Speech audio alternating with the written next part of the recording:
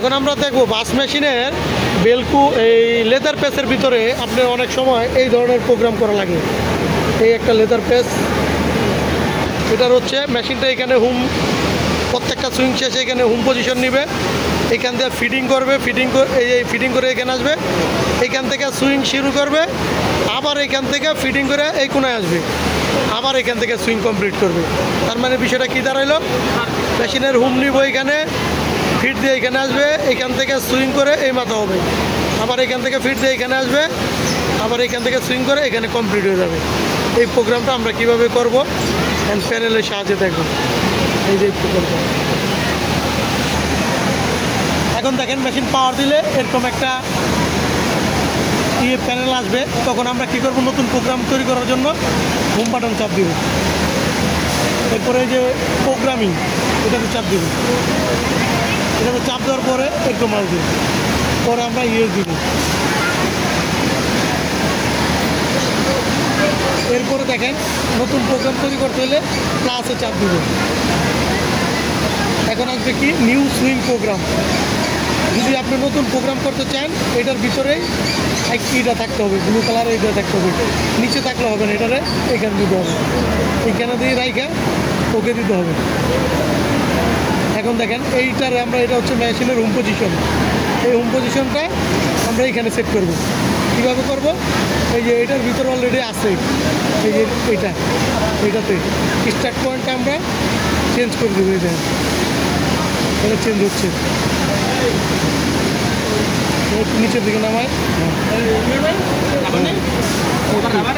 ওইখানে আসার পরে আমরা এখন কি করব, এন্টার দিব। এন্টার দেওয়ার পরে দেখেন এইখান থেকে, তাহলে এইখান থেকে এখন আমরা হোম পজিশনটা এখানে সেট করছি, এটার আমরা এইখান থেকে স্টার্ট পজিশন চেঞ্জ করব।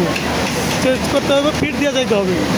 এই দেখেন এটা হচ্ছে ফিট, এই যে ফিট উঠছে, এখানে দিলে ফিট উঠবে, এন্টার। তখন আমরা সামনে যাব, যেখান থেকে প্রোগ্রাম শুরু করবো, এখন ব্লু হয়েছে, ওকে আমরা এখান থেকে প্রোগ্রাম শুরু করবো। এখানে আসার পরে ডাবল এন্টার, আমাদের ফিটিং হয়ে গেছে, দেখেন ডট ডট হয়েছে। এখন আমরা এখান থেকে সুইং শুরু করব। সুইং শুরু করতে হলে কী হবে, এই যে সুইং আইকন সিলেক্ট করতে হবে, এগুলো হচ্ছে সুইং আইকন। যদি আপনি কোনো রাউন্ড করেন, রাউন্ড শেপ, তাহলে এটা সিলেক্ট করবেন।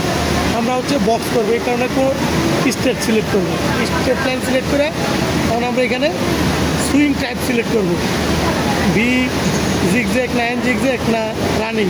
রানিং হচ্ছে প্লেন মেশিনের শিলের মতো, আমরা রানিং নিব।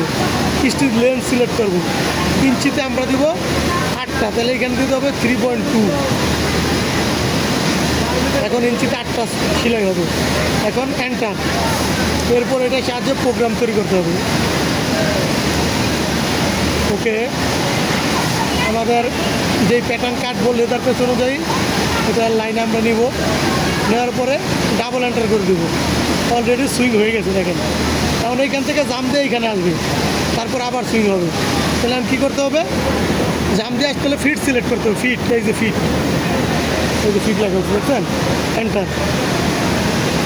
কারণ যেইখান থেকে আমরা পরবর্তী সুইংটা শুরু করব, ওইখানে যাব। আপনার প্রয়োজন অনুসারে আপনি এবারে নেবেন। ওকে, আমরা এই পর্যন্ত এখান থেকে আবার শুরু করবো, তাহলে আবার ডাবল এন্টার। ওকে, ফিটিং হয়ে গেছে। কারণ আমরা এখান থেকে কি সুইং সেট করবো, তাহলে সুইং আইকন সিলেক্ট করতে হবে, লাইন, স্ট্রেট লাইন। আমাদের রানিং স্টিচ আছে, SPI 3.2 আছে। ওকে, আর আমরা এন্টার দিয়ে দেবো। এই যে আমাদের লাইন কমপ্লিট। এখন আমরা আবার ডাবল এন্টার দেবো। তার মানে কী হলো, এখান থেকে ফিটিং করে এখানে আসবে, সুইং হবে, ফিটিং করে এখানে আসবে, সুইং হবে। এটা আমরা চেক করবো কীভাবে, এই যে দেন, এই যেটা এই ডান পাশ থেকে 2 নাম্বারটা, এই যে এটা চাপ দেওয়ার পরে যদি আমরা জগ কিনে দেখি, এটা দেখেন এক স্টিচ করে আগাইতে থাকবে। এটা চেক করার জন্য আমরা এইভাবে করে হ্যাঁ দেখবো কোনো জায়গায় আটকে কিনা। এরপর আমরা এটাকে সেভ করবো। সেভ হচ্ছে এই যে এটার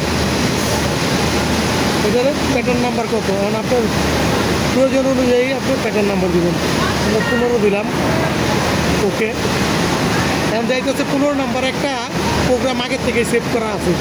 কারণ আমি যদি ওইটার উপরে ওভার রাইড করতে চাই, রাইড করতে পারবো, না হলে আমি বের হয়ে যায় অন্য একটা প্রোগ্রাম নাম্বার সেট করতে পারবো যেটাতে প্রোগ্রাম নাই। আমরা 15 নাম্বার প্রোগ্রাম আমাদের কাজে লাগবে না, এই কারণে আমরা 15-এর উপরে ওভার রাইড করবো। ওকে,